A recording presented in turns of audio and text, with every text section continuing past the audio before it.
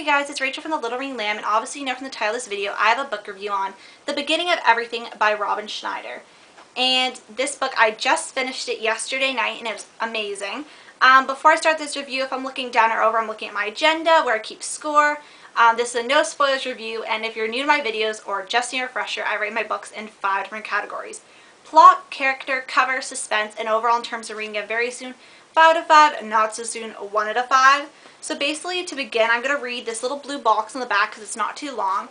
And basically it says, Ezra Faulkner was supposed to be homecoming king, but that was before his girlfriend cheated on him, before a car accident shattered his leg, and before he fell in love with new girl Cassidy Thorpe. One funny thing I really found reading this was, the main character's name is Ezra, right? And he lives in Rosewood. Mind you, it's California, I'm pretty sure that's a state. But I found that really funny because that's just a reference to Pretty Little Liars because there's a character named Ezra who lives in Rosewood, in case you guys don't know. So I found that pretty funny. And I have a few little quotes things in here that I found funny. I only marked 2. There was a lot more than that. But one of them I also wanted to show my sister. So at the end of the video, I'll talk more about those because they contain spoilers, and I'll give you pre-warning. So basically, yeah, so the plot I gave a 5 out of 5. I absolutely loved the plot of this book. It was so good. This one and, what's it called? How to Love by Katie Cotugno. I saw both these at the same time in the store, and I waited longer to get this one. But I really, really enjoyed this book. It was really good. It was even awesomer than I expected it to be. It's definitely one of my new favorites. And I'm also finding something that's really interesting. Before I started this BookTube channel, like BookTube's obviously expanded my horizons on different authors and different books and different perspectives of narratives. And I've been finding that a lot of my favorite books now are having male narrators, and like The Spectacular Now, Dying to Know You, stuff like that. So I find that really interesting because at the beginning of my booktube, I was really mainly reading female narratives from obviously females' perspective because obviously I can relate already being a girl. But I'm finding it interesting how now I'm delving into the other side and I'm finding really good books. The books that I really like, that are really good too. And not that I didn't think they were good, just I was kind of scared to venture off into that kind of male narrative because I've read a few books that didn't quite click. I didn't really like that much with that, so I was kind of scared. But I've been branching out more, and I found it to be very effective. That has nothing really to do with the plot, but anyway, the plot's good. I really like the character.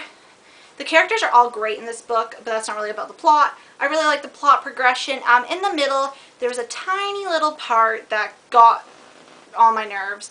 I won't mention that part, but it wasn't enough to lose a number or a point off the rating system. It was phenomenal.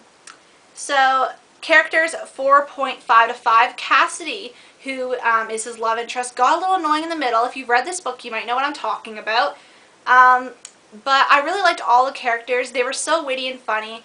I loved Toby, Luke, Austin, Phoebe, Cassidy, and Ezra. I liked all of them, and I even liked the popular crowd, kind of their characters. I found all the characters had interesting personalities, and I really loved how the characters would throw around witty, sarcastic lines, because I absolutely love those kind of characters, and the whole group was really witty and sarcastic, which I loved, especially Ezra. He was a great character for that, so if you really like witty, sarcastic characters, I definitely check this book out because of Ezra.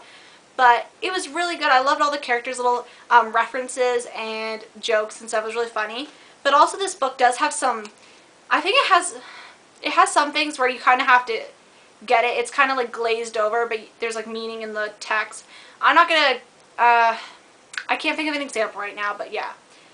Cover I give a 4.5 out of 5. I really like the cover.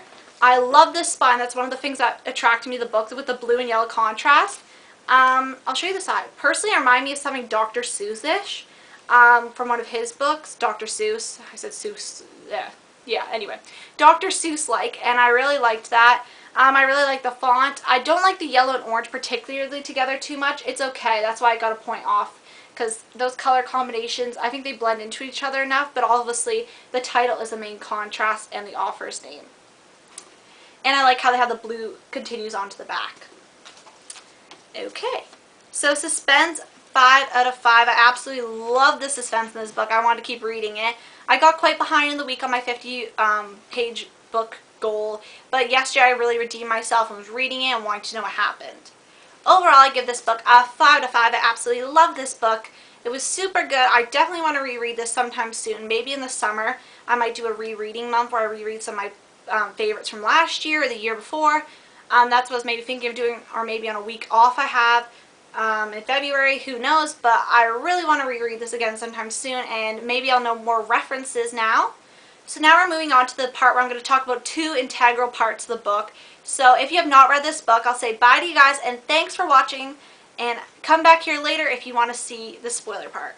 So two kind of points I kind of highlighted were really funny to me. One of them was for my sister, to show her, because if you know, if you've been watching my videos for a while, at least it's September, my sister and me were rewatching the OC. I'm pretty sure it was this September. Yeah. We were rewatching the OC, and Toby offered, he's like, welcome to the OC, B word. So he did that quote from the line Luke says on, I think the first or second episode, maybe third, I forget.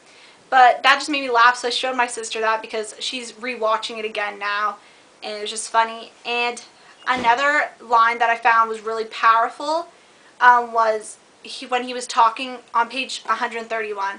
The other one was on 132. When he's talking to his ex-girlfriend, Charlotte, I always got Charlotte and Cassie's name mixed up for some reason.